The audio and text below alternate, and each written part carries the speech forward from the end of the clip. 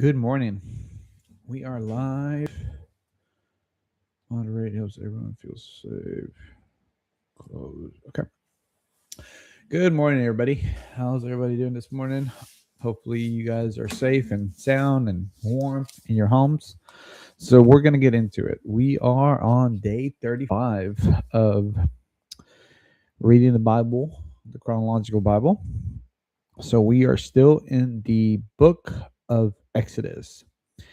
So let's get into today's recap and then let's get into today's reading. The Lord gives his people God's stories to tell future generations. In this story, a role reversal occurs.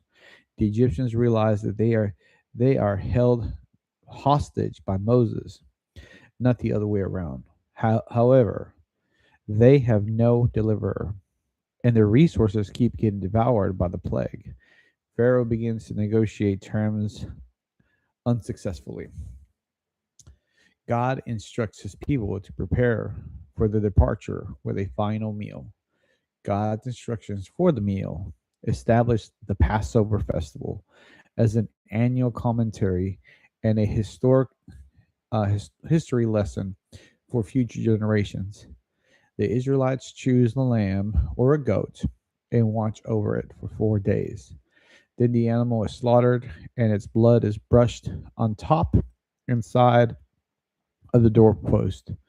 The blood signifies the substan- substantiate substantial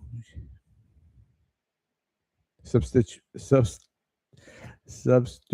substitutionary death. A substitutionary death has already occurred when the Lord passes by and strikes the firstborn of every household. God passes over his firstborn, Israel, as he strikes Egypt's firstborn. God keeps the promise he made to Abraham. Man, I'm like, how can you not see Jesus in that? Just, anyways, the people that say that, anyways, that's another story. Let's get into it.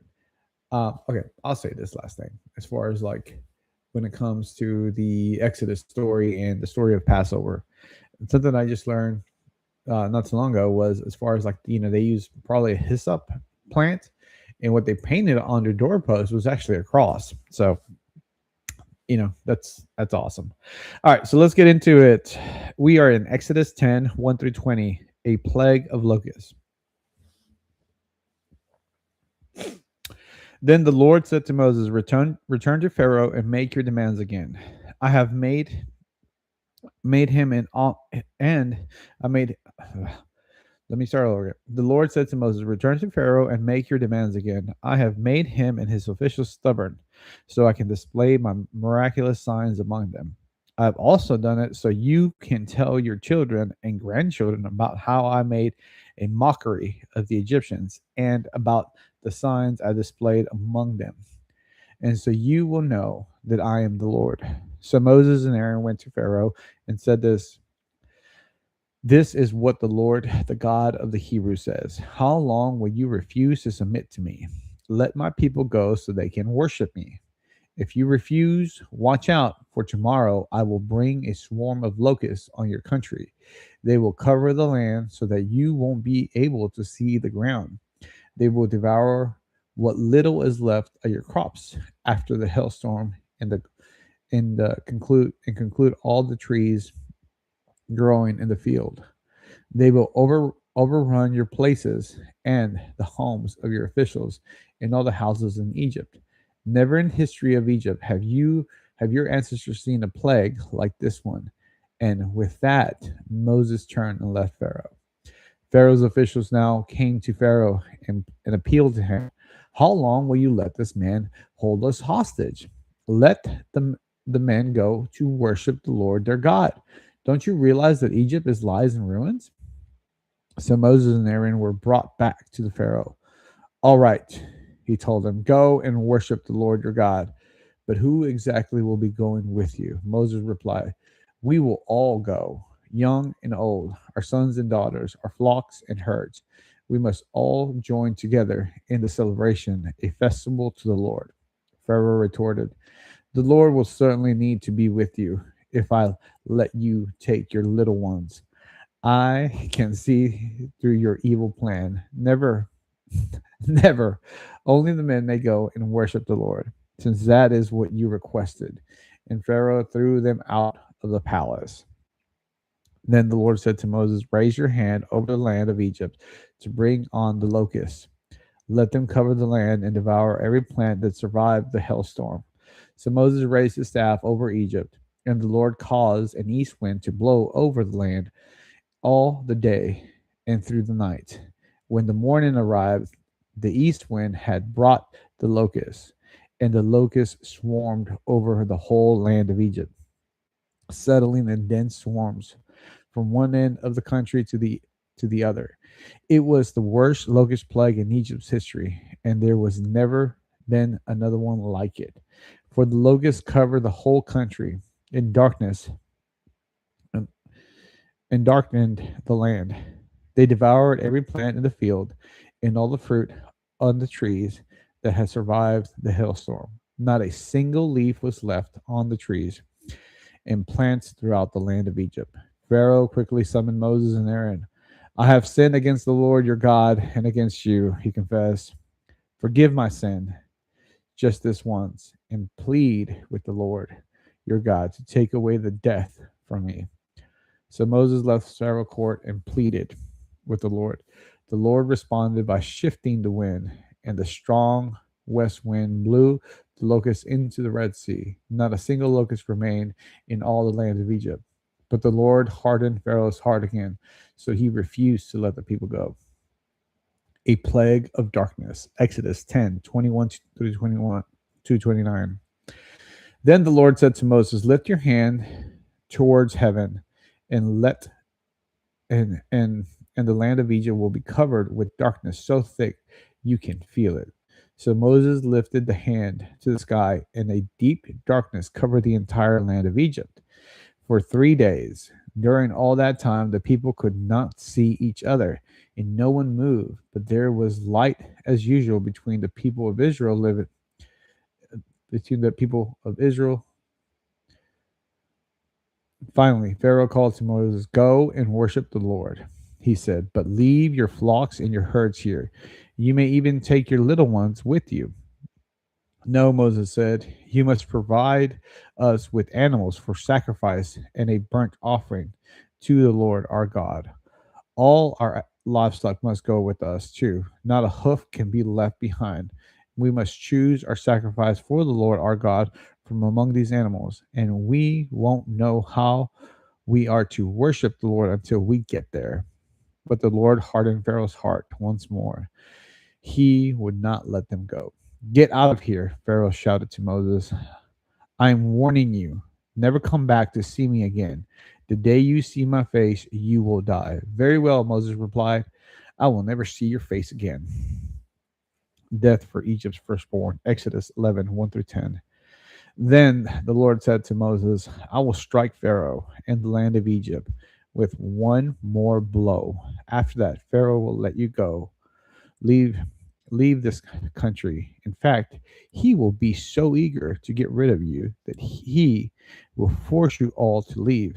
Tell all the Israelites, men and women, to ask their Egyptian neighbors for articles of silver and gold. Now, the Lord had caused the Egyptians to look favorably on the people of Israel, and Moses was considered a very great man in the land of Egypt, respected by Pharaoh's officials and the Egyptian people alike. Moses had announced to Pharaoh, this is what the Lord says. At midnight tonight, I will pass through the heart of Egypt. All the firstborn sons will die in every family in Egypt, from the oldest son of Pharaoh who sits on his throne to the oldest son of his lowest servant girl who grinds the flour. Even the firstborn of all livestock will die. Then a loud wail will rise throughout the land of Egypt, a wail like no one has heard before or will ever hear again. But among the Israelites, it will be so peaceful that not even a dog will bark. Then you will know that the Lord makes a distinction between the Egyptians and the Israelites. All the officials of Egypt will run to me and fall to the ground before me. Please leave, they will beg. Hurry, and take all your followers with you. Only then will I go. Then, burning with anger, Moses left Pharaoh. Now, the Lord had told Moses earlier, Pharaoh will not listen to you, but then I will do even more mighty miracles in the land of Egypt. Moses and Aaron performed these miracles in Pharaoh's presence, but the Lord hardened Pharaoh's heart, and he wouldn't let the Israelites leave the country. The first Passover, Exodus 12, 1 through 30. While the Israelites were still in the land of Egypt, the Lord gave the following instructions to Moses and Aaron. From now on, this month will be the first month of the year for you. Announce to the whole community of Israel that on the 10th day of this month, each family must choose a lamb or a young goat for a sacrifice, one animal for each household. If a family is too small to eat the whole animal, let them share with other families in the neighborhood. Divide the animal according to the size of each family and how much they can eat. The animal you select must be a 1 year old male, either a sheep or goat with no defects. Take special care of this chosen animal until the evening of the 14th day of the first month. Then the whole assembly of community of Israel must slaughter the lamb or a young goat at twilight. They are to take some of the blood and smear it on the side and top of the door frame of the house where they eat where they eat the animal. That same night they must roast the meat over a fire and eat it along with bitter salad, greens, and bread made without yeast. Do not eat any of the meat raw or boiled in water. The whole animal, including the head, legs, and internal organs, must be roasted over the fire. Do not leave any of it until the next morning. Burn whatever is not eaten before morning. These are your instructions for eating this meal. Be fully dressed, wear your sandals, and carry your walking stick in your hand. Eat the meal with urgency, for this is the Lord's Passover. Oh, that night I will pass through the land of Egypt and strike down every firstborn son and firstborn male animal in the land of Egypt. I will execute judgment against all the gods of Egypt, for I am the Lord. But the blood of your doorposts will serve as a sign, marking the house where you are staying. When I see the blood, I will pass over you. This plague of death will not touch you when I strike the land of Egypt. This is a day of remembrance. Each year, from generation to generation, you must celebrate it as a special festival to the Lord. This is a law for all time. For for seventh for 7 days, the bread you eat must be made without yeast. On the first day of the festival, remove every trace of yeast from your homes. Anyone who eats bread made with yeast during the 7 days of the festival will be cut off from the community of Israel. On the first day of the festival, and again on the seventh day, all the people must observe an official day for holy assembly. No work of any kind may be done on these days except in the preparation of food. Celebrate this festival of unleavened bread, for it will remind you that I brought your forces out of the land of Egypt on this very day. This festival will be a permanent law for you. Celebrate this day from generation to generation. The bread you eat must be made without yeast from the evening of the 14th day of the first month until the evening of the 21st day of the first month. During those 7 days, there must be no trace of yeast in your home. Anyone who eats anything made with yeast during this week will be cut off from the community of Israel. These regulations apply both to the foreigners living among you and to the native born Israelites. During those days, you must not eat anything made with yeast.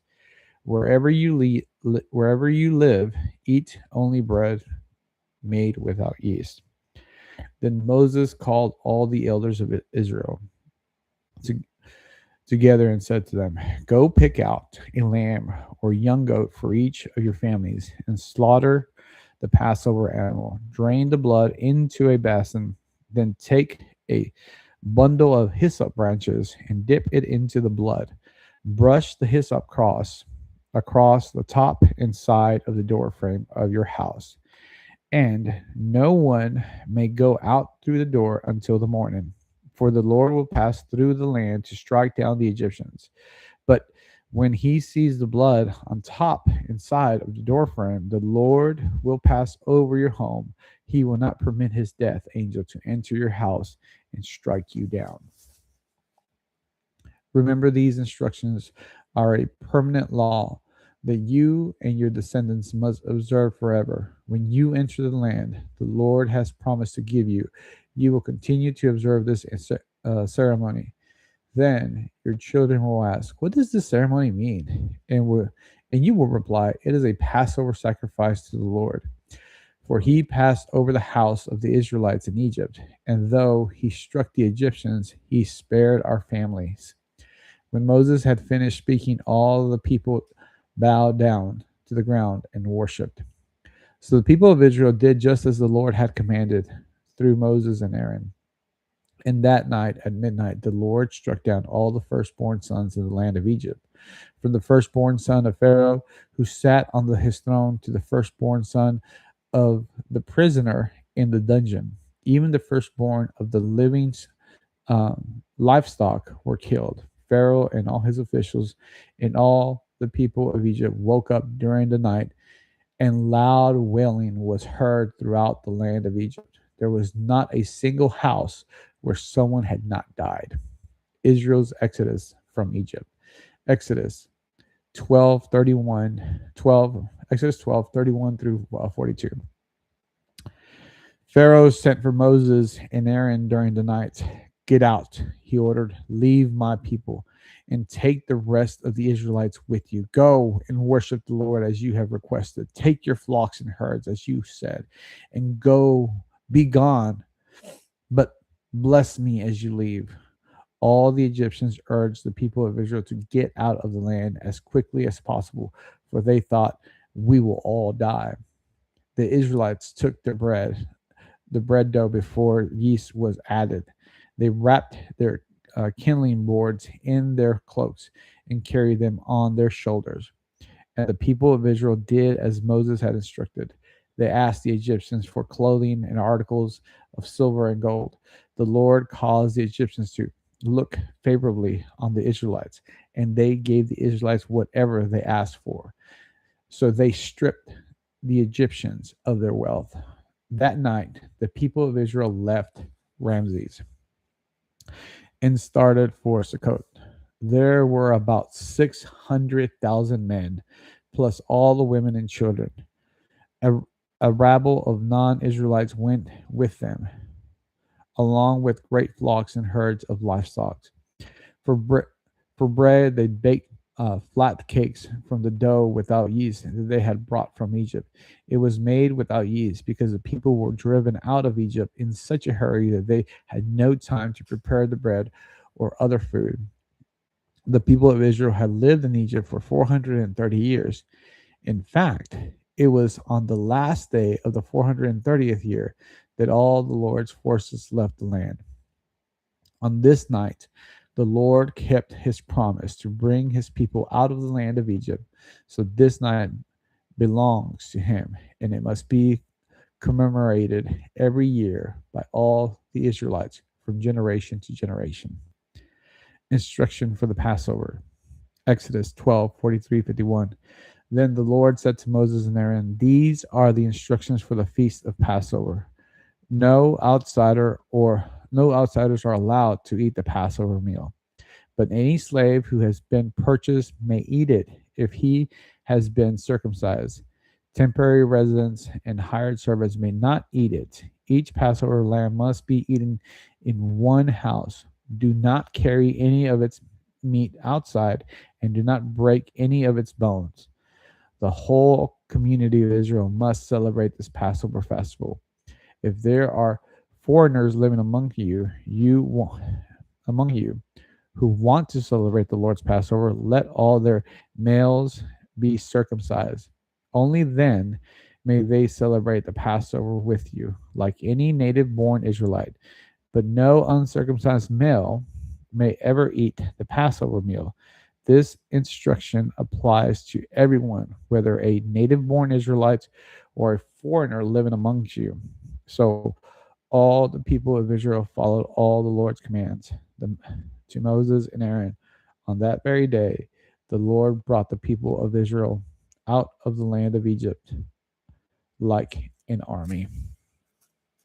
Man, that story just gets me. It's so awesome, so powerful, and like the Lord just showing up. And I love that comment that it states that God didn't just bring judgment on Egypt, but on the gods of Egypt, and how powerful that is, right? But, anyways, that's today's reading. Hopefully, you guys are enjoying this. And with that being said, I'm going to wrap it up here. I'll see you guys tomorrow, and you'll have a great day.